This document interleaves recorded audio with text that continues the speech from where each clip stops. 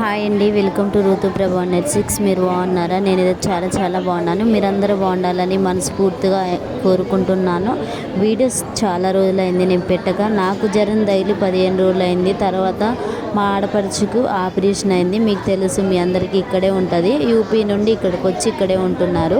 వాళ్ళ హస్బెండ్ యూపీలో జాబ్ చేస్తూ ఉంటారు. కాకపోతే ఇక్కడ పిల్లలకి స్టడీ కోసం అయితే ఇక్కడికైతే వచ్చారు. ఇక కడుపులో నొప్పి వచ్చింది, 24 గంటల నొప్పి వస్తే ఆపరేషన్ సర్జరీ చేయాలి అని అయితే చెప్పారు. ఈ సర్జరీ చేసే పనిలోని మేము ఆ టెన్షన్ ఒళ్ళు భయంతో మేము ఈ పనిలోనే బిజీగా ఉంటున్నాం. అసలు వీడియోస్ తీయటానికి కూడా నాకు కొంచెం కూడా టైం సరిపోవట్లేదు.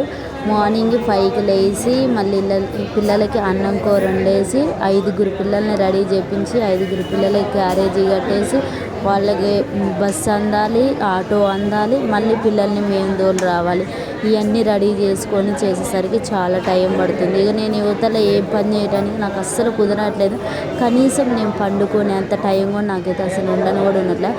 తినే టైం కూడా ఉండట్లేదు. ఆడవడిలో నేను ఇంట్లోకి బయటికి తిరగటం ఇదే పనే సరిపోతుంది. అందువల్ల నేను వీడియోస్ ఏం తీద్దామన్నా తీయటానికి టైం అసలు నాకు సరిపోవట్లేదు. అందుకే ఇక నేనేం చేసాను, వీడియోస్ ఆఫ్ చేసి కొన్ని రోజుల తర్వాత తీద్దాము అనుకున్నా. కానీ ఎంత టైం ఎక్కువైపోతుంది, డేస్ కూడా గడిచిపోతున్నాయి. వీడియోస్ తీయాలి అన్న ఆలోచనతో ఇక కొంచెం లేట్ అయినా పర్లేదని ఇక ఓపిక చేసుకునే వీడియో తీస్తున్నాను. తీసే అంత ఓపిక నాకు అస్సలు లేదు. మొన్నటిదాకా నాకు జ్వరం తగిలిందని లోపు మళ్ళీ అటు ఇటు తిరగడం వల్ల బాగా డల్ అయిపోయా. ఇక పిల్లల్ని ఎప్పుడైనా తల్లి ఉంటేనే మంచిగా చూసుకోగలిగింది, తల్లి లేకపోతే చాలా ఇబ్బంది అయిపోయింది. ఇంకా అట్లా మా అత్తయ్య ఉందిలే కానీ అన్ని విధాలుగా చూసుకోవాలంటే ఇక నేను ఒక్కదాన్నే చూసుకోవాలి. ఎప్పుడైనా కానీ ఇప్పుడు అత్తయ్య మీద ఆధారపడాలంటే అంత ఆధారపడలేము కదా. మనమైతే సొంతంగా తల్లిని ఆలోచించి ప్రతి విషయం మనం షేర్ చేసుకున్న ప్రతి విషయం కూడా పిల్లల్ని అడుగుతాము. వాళ్ళు హోంవర్క్స్ చేయడానికైనా దేనికైనా భయపడరు తల్లిదండ్రుల దగ్గర. నాకు అసలు ఏ పని చేయాలన్నా నాకు అసలు అర్థం కావట్లేదు. ఎందుకంటే మా ఆడపడుచుకి సీరియస్గా ఉంది, అర్జెంటుగా ఆపరేషన్ చేయాలన్నారు. ఇటు చూస్తేనేమో మా వారి దగ్గర డబ్బులు లేవు. ఎట్లా ఏంది అని మాకు ఒకటే టెన్షన్, భయం. అత్తయ్యకి ఏదైనా చెప్దామా అంటే అత్తయ్య ఏమో ఆమెకి బీపీ ఉంది, షుగర్ ఉంది, ఏం చెప్పినా డేంజర్. ఆమెకు కూడా ఏదైనా చెప్దామంటే బీపీ పెరిగిద్దేమో అని అది ఆలోచనతో మేము ఏమీ చెప్పలేము. నేను, మా ఆయన, మా పెద్ద ఆడబిడ్డ మేమే టెన్షన్ పడుకుంటూ మేమే హాస్పిటల్ చుట్టూ తిరుగుతూ పిల్లల్ని చూసుకుంటూ ఇట్లా చేసుకోవటం వల్ల అస్సలు నాకు కుదరట్లేదు. ఈరోజు కూడా నాకు టైం లేదు. వాళ్ళ కాడికి హాస్పిటల్ కాడికి వెళ్ళాలి. పిల్లల్ని స్కూల్కి తోలేసి హాస్పిటల్ కాడికి అయితే వెళ్ళాలి. రోజు పిల్లల్ని స్కూల్కి తోలి వెళ్ళి మళ్ళీ వాళ్ళ హాస్పిటల్లో వాళ్ళ కాడికి వెళ్ళి వచ్చేసరికి నైట్ 12, 1 ఆ టైం అవుతూ ఉంటుంది. అప్పుడు అసలు మాకు కుదరట్లేదు. ఎంత ట్రై చేసినా అసలు కుదరట్లేదు. ఇంకా మార్నింగే ఇక నేను బయట మొత్తం శుభ్రంగా ఊడ్చేసి కల్లేకి వెళ్ళి ముగ్గేసిన తర్వాత ఇక్కడైతే బియ్యం అయితే పొయ్యి మీద పెట్టేస్తున్నాను. బియ్యం అయితే ఇక అందరికి కలిపి పెద్ద గిన్నెలోనే 3 కేజీలు అయితే పెట్టేశాను. అంటే పిల్లలకి క్యారేజీ కట్టాలి, మేము క్యారేజీ తీసుకెళ్ళాలి, ఇంట్లో తినడానికి ఉండాలి. ఇక మళ్ళీ చేయాలంటే అత్తయ్య కూడా చేత కావట్లే. తల్లి కదా, ఎక్కువ ఆలోచన పెట్టుకుని టెన్షన్ పడి ఆమెకు కూడా ఓపిక లేదు, జ్వరం తగులుతుంది. ఇక నా పరిస్థితి ఎట్లుందంటే నేను అసలు ఎటు చెప్పుకోలేక ఏమి చేయలేక పిల్లల్ని చూసుకోవాలా, పని చేసుకోవాలా, ఏం చేయాలి అన్నది అసలు అర్థం కూడా కావట్లేదు నాకు. నా పరిస్థితి అట్లుంది. ఇక మా రాఖీ బర్త్డే చేయటానికి కూడా మా పరిస్థితి ఇట్లా ఉండగా నాకు బర్త్డే చేయాలని మనసుకి సహకరించట్లేదు. కానీ మా ఆడపడుచు ఏంటంటే చిన్నప్పటి నుండి అలవాటైంది కదా, ఒకటే బర్త్డే చేయమని అంటుంది.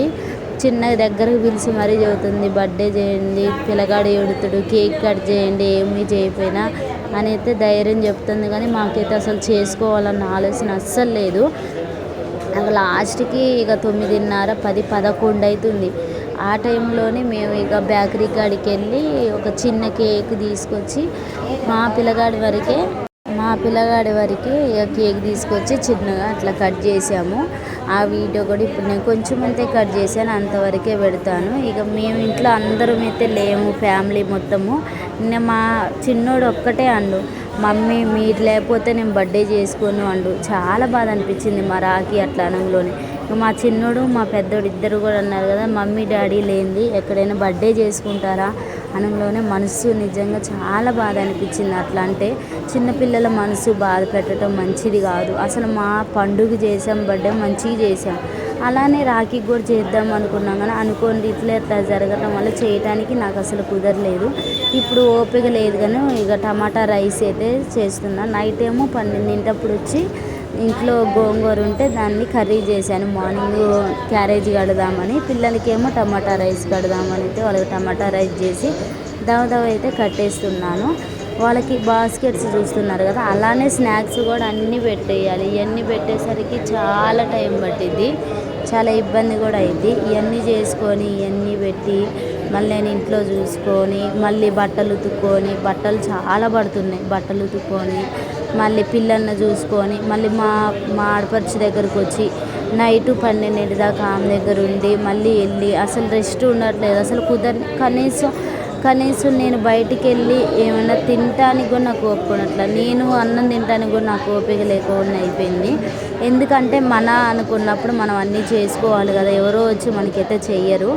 ఇక నేను ఈ గిన్నెలన్నీ బయట వేసి ఇక పిల్లలకి క్యారేజీ కట్టేసి స్కూల్కి తోలిన తర్వాత గిన్నెలన్నీ బయట వేసాను.